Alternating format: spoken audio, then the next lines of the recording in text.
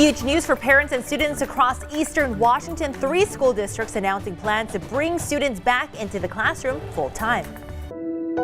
When I was sitting across the table from him, I sometimes felt as though I was literally talking to the devil. Plus, we're sitting down with the lead sheriff's detective in the Joseph Duncan murder investigation. His thoughts as he looks back on the case that he says will live inside him forever.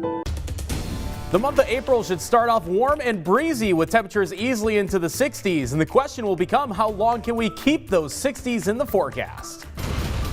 Then tonight, a look into the Stop Asian Hate movement. We talk with one couple on their experiences right here in the Inland Northwest.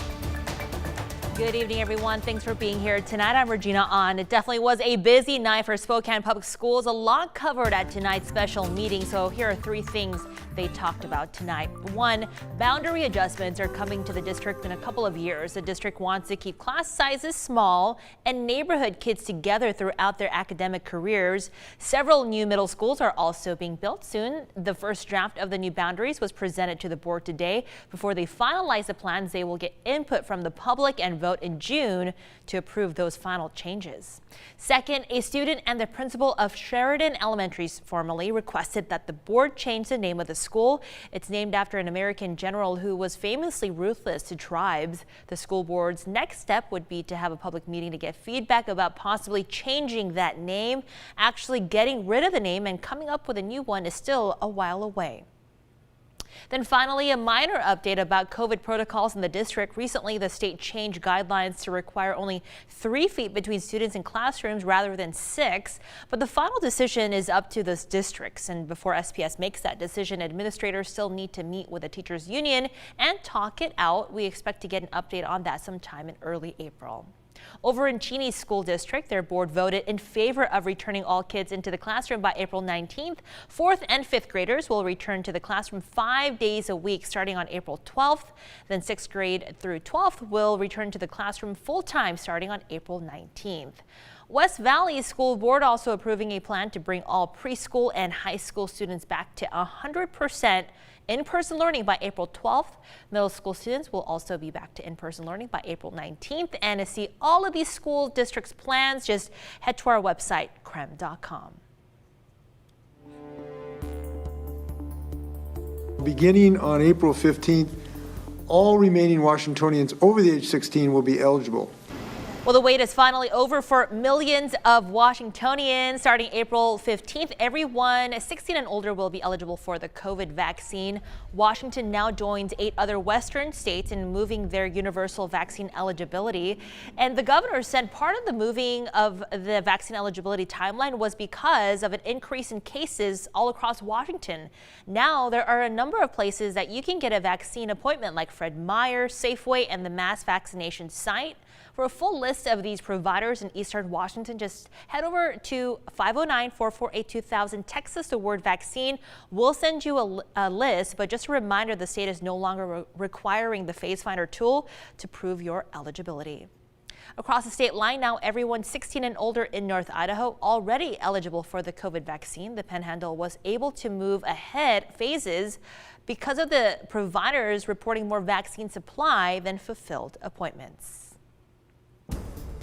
All right, let's switch things over to weather. Now it's definitely starting to feel a bit more like spring out there. Loving the sunshine. Thomas Patrick joining us now from the Outdoor Weather Center. So Thomas, it was just so nice to feel the warm sun today.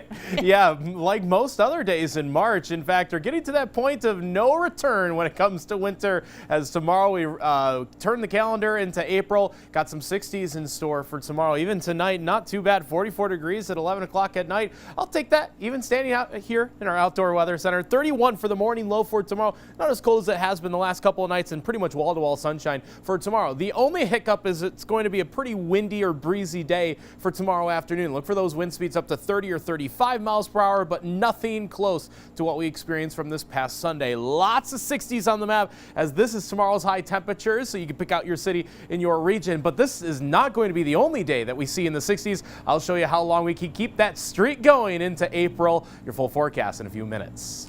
All good news, Thomas. Thank you. Well, for just a second time in school history, Gonzaga headed to the Final Four. Last night, the team breezed by the Trojans of USC as they continue their historic trek towards a national title. The Bulldogs' success over the years continues to attract blue-chip recruits, but it's not just the team that benefits from their success on the court. Our Mark Hanrahan and Brenna Green spoke to two Zags very excited about GU's success in the tournament. Good evening and welcome to Indianapolis, as all eyes in the college basketball world are on Gonzaga and their quest for history. That's right, and Gonzaga president Thane McCullough will be the first to admit that going to the tournament every year has brought the university a lot of exposure they wouldn't otherwise get. I mean, his team playing in the Final Four, Lucas Oil, in just 3 days from now, and all that exposure generates more interest, and more interest generates more applications. Well, let's see. I wanted to find one in particular. Between conference titles and deep tournament runs, Gonzaga president Thane McCullough has plenty of hardware, including the ring from the last and only other time the Bulldogs went to the Final Four. So this is Gonzaga's Final Four ring, and McCullough says he brings the rings to tournament appearances for good luck and to spark conversation.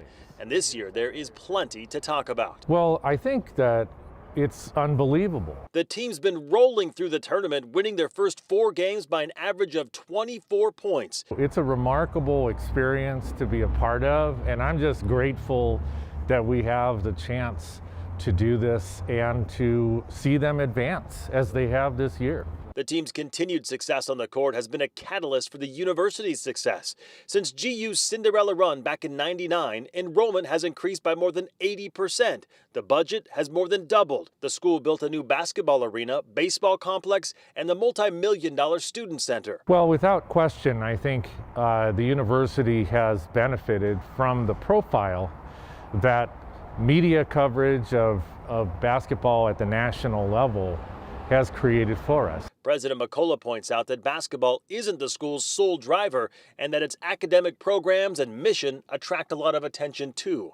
But having one of the nation's top teams has undoubtedly helped Gonzaga grow. And as a result, we've seen growing interest from across the country and around the world in what we do as a university. It's been great. As for all those rings, he's Right? hoping to add to his collection. And listen to this, when Gonzaga played for a national championship in 2017, roughly 23 million people tuned in for that game. Brenda, that is the kind of exposure that universities dream of. And the kind of exposure college basketball programs dream of is having high-level players in the NBA. Gonzaga well on their way there. We happen to be in the city where their currently highest level NBA player resides, Domantas Sabonis. I spoke with him today. He's not going to be able to attend any Final Four or national championship games for Gonzaga due to the NBA's COVID protocols, but he is still watching this team fervently as they play right down the road. Just really excited for the team, the program, for the coaches, and I wanted to win the whole thing.